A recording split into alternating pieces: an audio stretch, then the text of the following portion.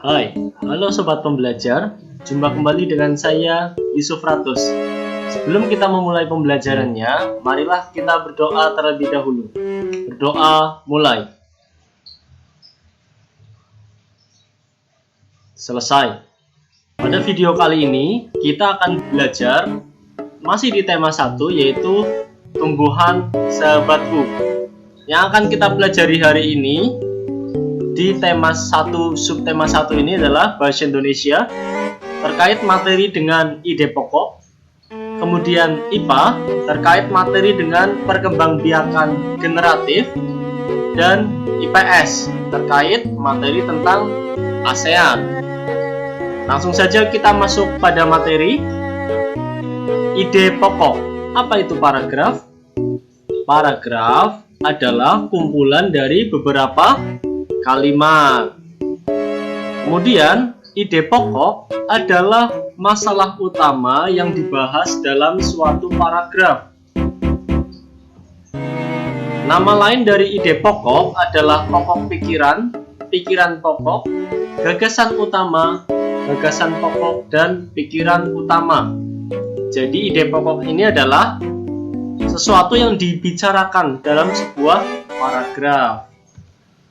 Kemudian, ide pokok terletak di kalimat utama yang didukung dengan kalimat penjelas atau ilustrasi. Bagaimana maksudnya? Akan kita bahas setelah ini. Bagaimana cara kita menentukan ide pokok? Yang pertama, kita baca terlebih dahulu seluruh paragraf dengan cermat. Setelah kita cermati, kita tentukan kalimat utamanya atau kalimat intinya. Setelah itu, kita baca seluruh paragraf sampai kita menemukan ide pokoknya atau apa yang dibicarakan. Nah, kalau sudah ketemu, lalu kita tandai atau kita tuliskan ide pokok dari setiap paragraf. Kalimat utama memudahkan kita dalam memahami sebuah bacaan. Nah, dari kalimat utama itu kita jadikan jadi ide pokok dengan digabungkan dengan kalimat yang lain atau kalimat penjelas. Baik, silakan dibuka buku tema 1 halaman 2. Di sana ada bacaan bagaimana jagung berkembang biak. Setelah kalian membacanya, kalian bisa tuliskan ide pokok dari masing-masing paragraf. Di sana ada paragraf yang pertama, paragraf kedua, paragraf ketiga, keempat, dan kelima. Contoh, kita lihat di paragraf pertama. Setelah kita baca sampai selesai, kemudian kita cari kalimat utamanya di awal atau di akhir. Kemudian, apa ide pokoknya? Jagung merupakan makanan pokok sehari-hari di berbagai negara karena penghasil karbohidrat yang diperlukan oleh tubuh. Itu contoh dari saya. Boleh dengan kata yang lain? Boleh. Yang penting intinya masih sama. Silakan boleh pause video ini untuk menemukan ide pokok paragraf 2 sampai ke 5. Atau di paragraf 1 mau kalian buat kalimatnya berbeda? Boleh. Silakan. Sudah? Baik, kita lanjutkan. Simpan dulu tulisannya. Besok akan dicek bersama. Oke? Nah, kita lanjutkan ke perkembangbiakan tumbuhan.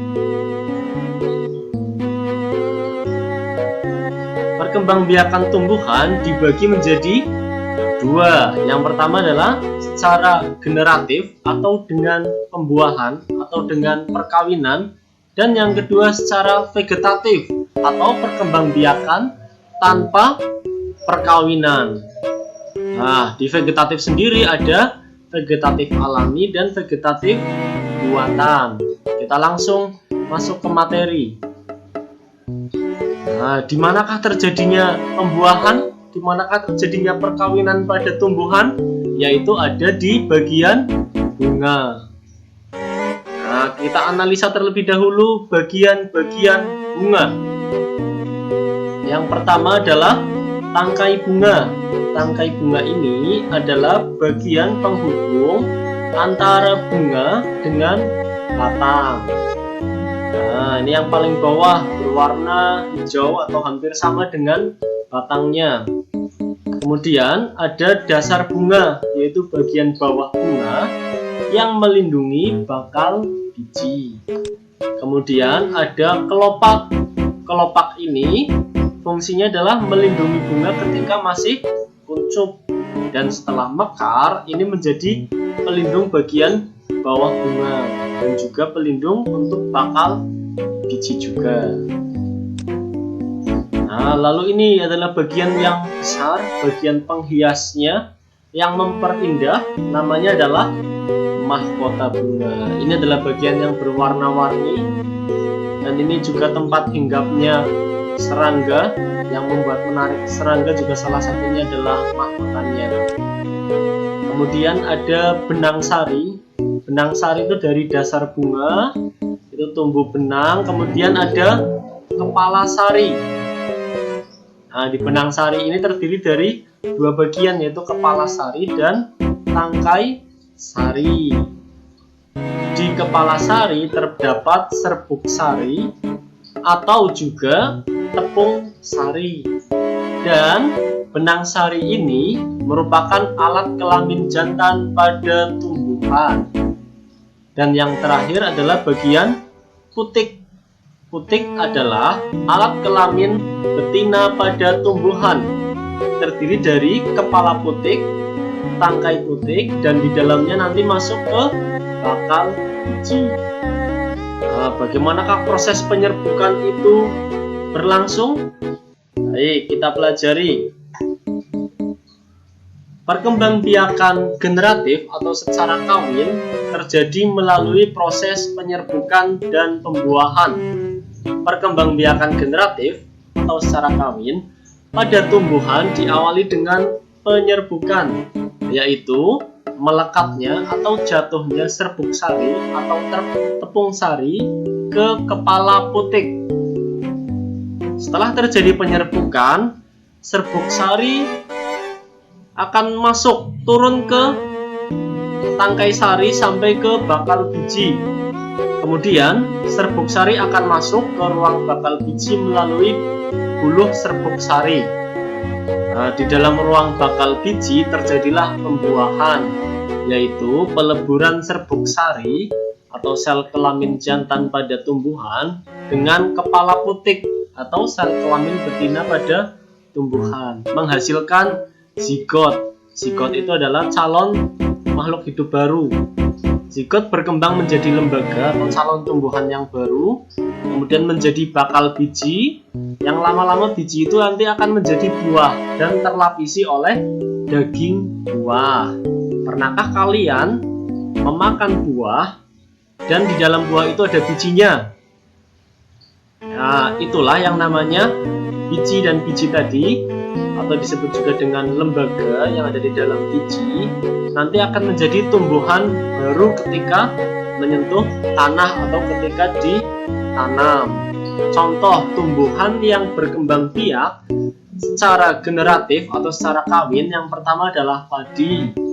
Kemudian tanaman-tanaman buah seperti mangga, durian, jambu, dan juga jagung, termasuk juga salak. Kita lanjutkan. Nah, ini ada dua gambar bunga. Tahukah gambar bunga apa yang ini? Yang di atas yang berwarna merah? Betul, itu adalah bunga sepatu atau di Malaysia disebut dengan bunga raya. Bunga ini menjadi bunga nasional Malaysia. Nah, di belakang ini ada gambar yang kecil. Ini ketika masih kuncup, jadi tangkainya itu menutup atau melindungi calon bunga ini yang masih kuncup. Kemudian ada juga di bagian bawah yang berwarna putih. Ini adalah bunga Kamboja atau Dorkampa. Ini menjadi bunga nasional di negara Laos. Kita lanjutkan belajar mengenai ASEAN. Nah, ASEAN. Apa itu ASEAN? Yang akan kita pelajari di sini yang pertama adalah apa itu ASEAN, siapa saja negara anggota ASEAN, dan letak geografis ASEAN. Yang pertama, untuk ASEAN adalah singkatan dari Association of Southeast Asia Nation. Silakan boleh dicatat terlebih dahulu dan di pause videonya. Kemudian, ASEAN ada di bacaan halaman 8. Silakan dibuka.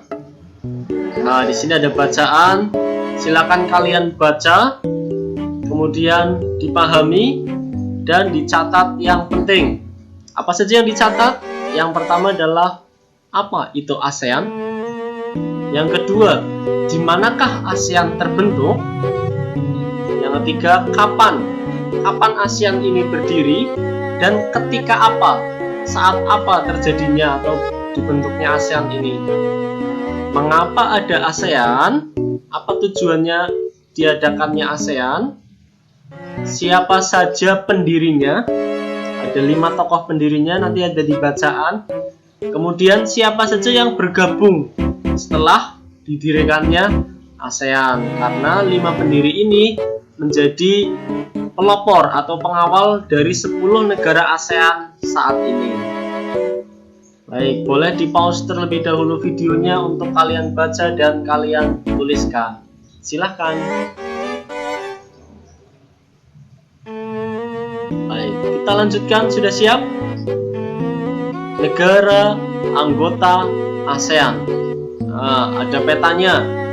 Ada 10 negara dan nanti dengan 10 keunikannya, dengan 10 hampir kemiripannya antar satu negara dan negara lain, karena ini satu rumpun tetangga, mirip-mirip baik budayanya ataupun orangnya, bahkan bahasanya. Kita langsung mulai saja ke negara yang pertama, yaitu negara tercinta Indonesia. Nah, Indonesia merupakan negara yang terbesar, terluas, dan penduduknya juga terbesar di Asia Tenggara. Mempunyai beragam suku dan tradisi, bahkan ribuan pulau-pulau. Kemudian agama yang terbesar di Indonesia adalah negara Islam. Selain itu ada Kristen, Katolik, Hindu, Buddha, dan Konghucu. Ini adalah agama yang terdaftar.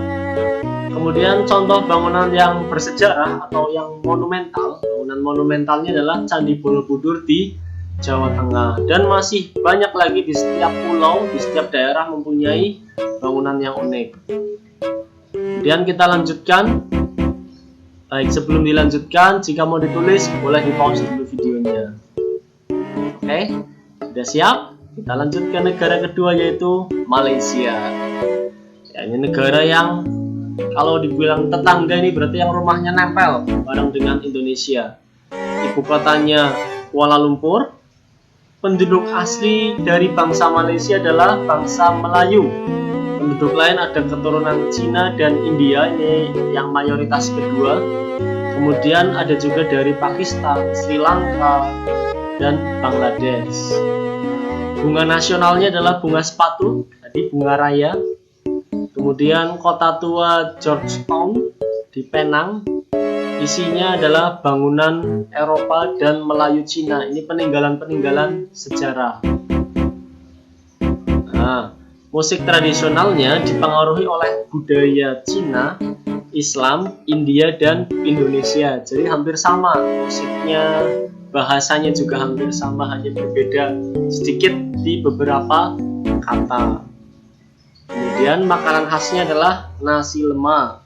Nah, kalau ada yang pernah nonton acara Upin Ipin, di sana Anda akan menunjukkan ternyata ada orang Cina, ada orang India jadi satu. Dan makanannya paling suka kalau Upin Ipin ayam goreng, tapi paling sering nasi lemak. Baik, sudah. Kita lanjutkan ke negara berikutnya. Ya, Brunei Darussalam. Nah, ini adalah benderanya. Kemudian Brunei Darussalam adalah negara kesultanan beribu kota di Bandar Sri Begawan.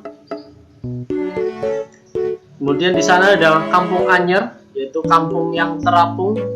Karena itu penduduk Brunei kebanyakan mempunyai perahu yang disimpan di bawah rumahnya.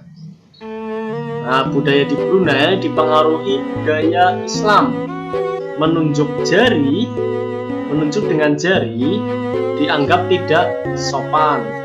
Kemudian kalau mau masuk ke rumah orang, rumah teman, kita mencopot sepatu kita dan tidak berjabat tangan dengan lawan jenis. Cukup hai atau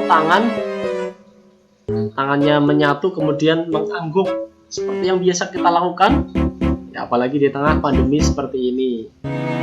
Kemudian awang alak bertatar penemu negeri ini yaitu Brunei yang berarti nah baru, dan Darussalam berarti tempat atau rumah yang aman. Jadi ini tempat yang baru dan rumah yang aman. Kemudian penduduk mayoritasnya bangsa Melayu, bersama dengan Malaysia. Nah, tentu saja. Baik, silakan boleh di pause videonya. Kalau sudah, kita lanjut ke negara berikutnya. Sudah? Baik, ke negara berikutnya yaitu Singapura. Ada yang pernah main ke Singapura?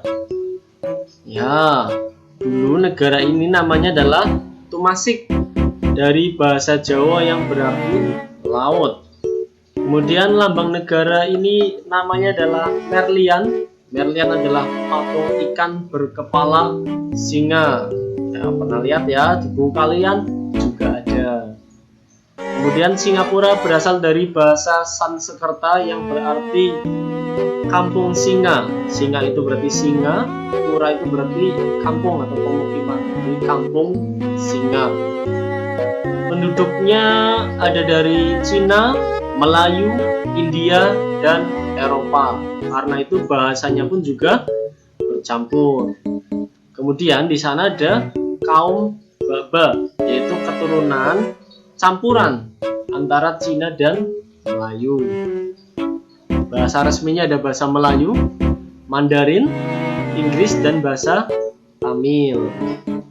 Nah, dan budaya jalan kaki, karena kendaraan dan bahan bakar di Singapura sangat mahal, jadi lebih enak jalan kaki dan lebih sehat.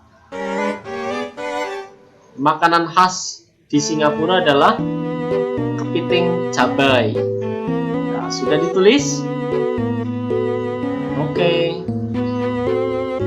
Filipina. Nah, ini gambar negaranya. Agama yang terbanyak adalah Katolik. Ada 80 suku daerah. Kemudian budaya di Filipina adalah perpaduan dari barat dan timur. Budayanya dipengaruhi oleh budaya dari Melayu, budaya Cina, dan budaya dari Spanyol. Kemudian ada mestizo, yaitu rakyat atau orang keturunan campuran dari Melayu dan Spanyol. Nah, ini di Filipina. Kemudian penduduk aslinya namanya adalah Negrito.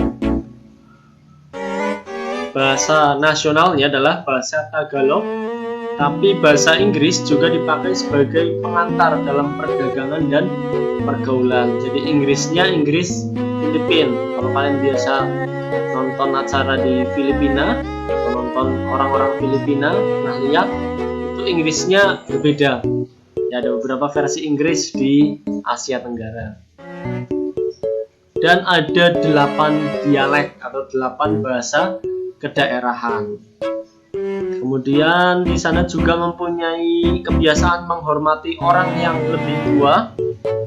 Kemudian ada tarian tinikling atau tarian tradisional yang menceritakan tentang burung tinikling yang menghindari perangkap. Kita lanjut ke negara Kamboja. Nah, seperti itu benderanya.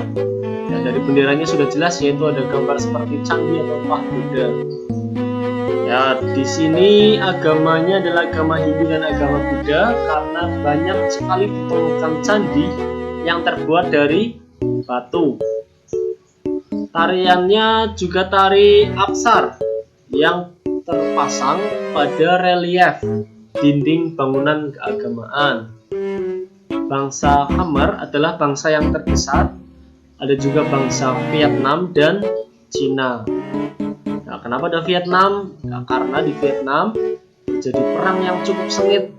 Jadi kebanyakan orang Vietnam juga pada pergi atau pada mengungsi ke Kamboja.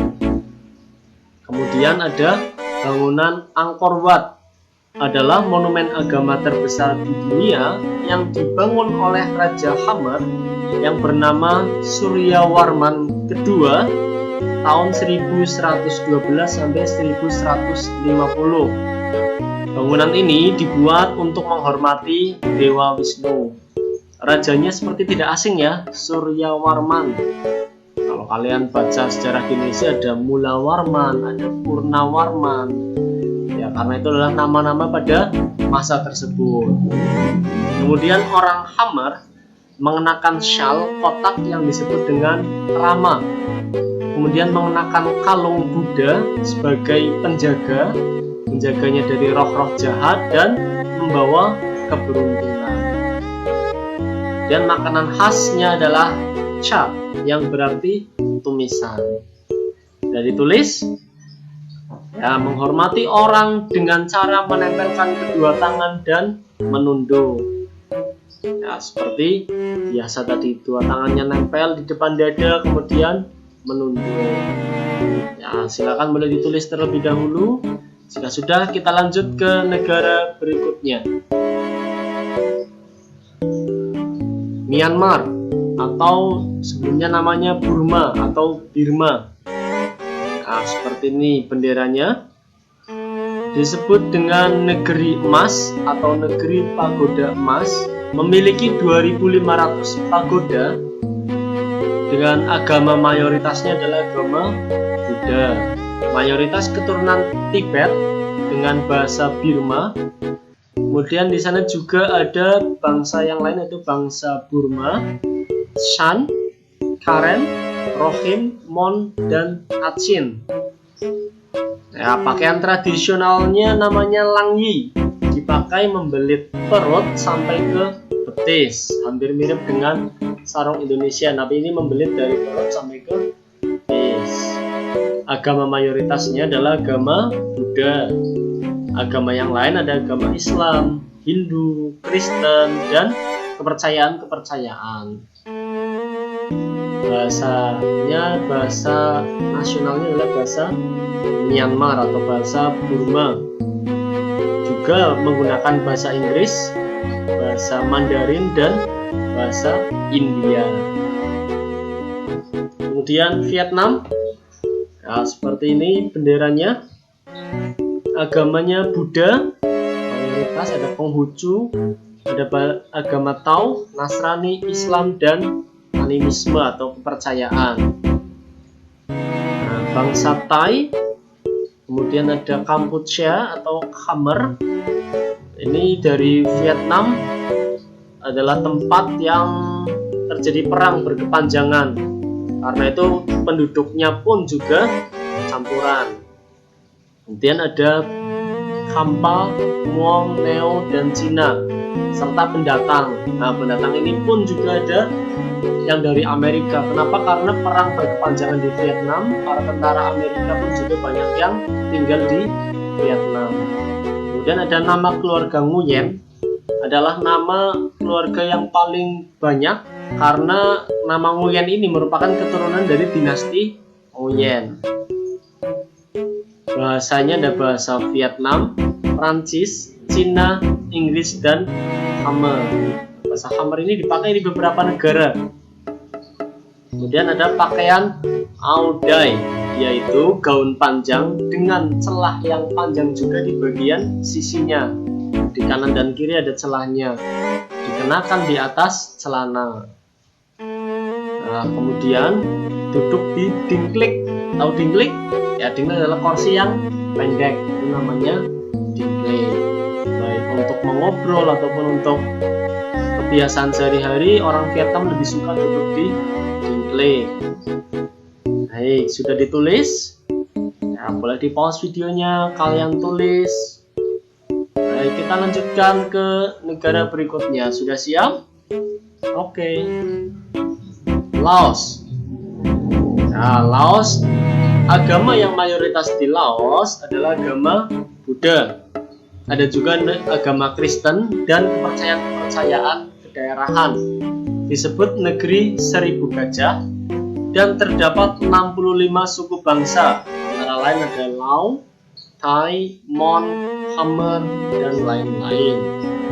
Kemudian Laos berasal dari penemunya Ai Lao. Orang Laos terkenal dengan kesabaran dan kesederhanaan. Nah, ini adalah ajaran dari Buddha, yaitu kesabaran dan kesederhanaan. Kemudian olahraga katau seperti olahraga sepak takraw. Yang kita kenal sepak takraw itu di sana namanya adalah katau. Seperti voli tapi menggunakan kaki. Kemudian tahun baru di sana adalah Bun Pimai. Semua warga membersihkan rumah dan mengenakan pakaian baru dan mencuci patung Buddha. Makanannya itu adalah nasi atau nasi ketan. Warga menyebut diri mereka Luk Khao Niao, berarti anak turunan nasi ketan. Dan ada saibat yang merupakan upacara sedekah, di mana biksu nanti akan keliling kota sambil menerima sedekah-sedekah dari warganya, karena mayoritas agamanya adalah Buddha. Pun agama lain juga boleh bersedekah untuk biksu-biksu tadi. Bunga nasionalnya adalah bunga Dorkhampa. Nah, masih ingat tadi adalah bunga Kamboja. Sudah, boleh tulis terlebih dahulu. Sudah siap? Kita lanjut ke negara berikutnya adalah negara Thailand. Negara Thailand ini berasal dari kata Pratap Thai, yaitu berarti tanah kebebasan. Ini merupakan satu-satunya negara di Asia Tenggara yang tidak pernah dijajah oleh bangsa Eropa. Ramakin merupakan cerita nasional bersama dengan Ramayana versi Thailand atau Ramayana Thai. Agamanya di sana adalah agama Buddha karena terdapat Buddha emas yang terbesar di dunia. Ada juga kolam buaya muara yang terbesar, restoran terbesar, jembatan dan hotel yang terpanjang di dunia. Nah, di sini ada juga tradisi minum teh yang dimasukkan dalam poci yang sama di Indonesia dan di Thailand. Sama-sama minum teh. Nah, hanya saja teh di Thailand ini ketika penyajiannya kebanyakan dicampurkan dengan susu dan rempah. Karena itu kita sering ya sekarang menemukan Thai iced tea dan juga milk tea, kemudian teh rempah yang lain. Nah, Thailand ini negara yang tidak pernah dijajah. Kemudian silakan boleh ditulis terlebih dahulu.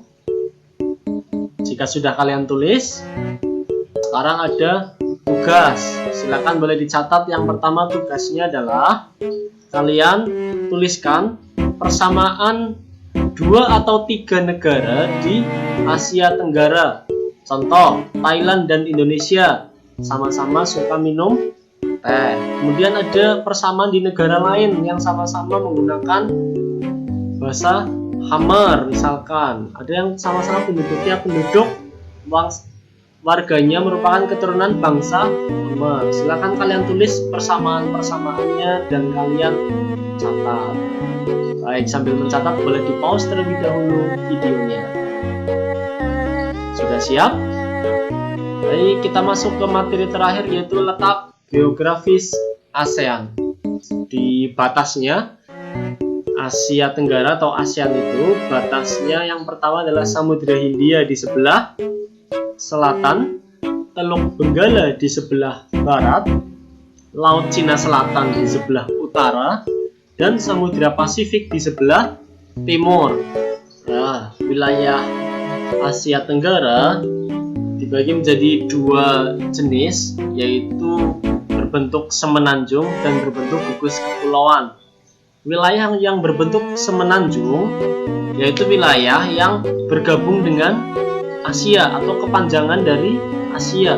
Jadi di Asia, mempunyai tanjung yang menjadi Asia Tenggara. Ya, dari mulai Laos sampai ke Malaysia bagian barat dan Singapura. Kemudian negara yang berbentuk gugus kepulauan, tentu saja negara kita tercinta, Indonesia, kemudian Malaysia bagian timur, kemudian Brunei Darussalam, dan juga Filipina. Satu lagi yang paling unik di Asia Tenggara atau di ASEAN adalah satu-satunya negara ASEAN yang tidak mempunyai pantai, itu adalah negara Laos. Silakan kalian lihat di peta, negara Laos dikelilingi oleh negara lain sehingga dia tidak mempunyai pantai dan hanya satu negara itu. Baik, silakan boleh dicatat, kemudian dipelajari kembali. Jika ada yang akan ditanyakan, boleh tulis di komentar atau bisa menghubungi Kak Guru langsung. Terima kasih. Sampai di sini video kita. Semangat belajar, tetap jaga kesehatan. Wassalamualaikum warahmatullahi wabarakatuh.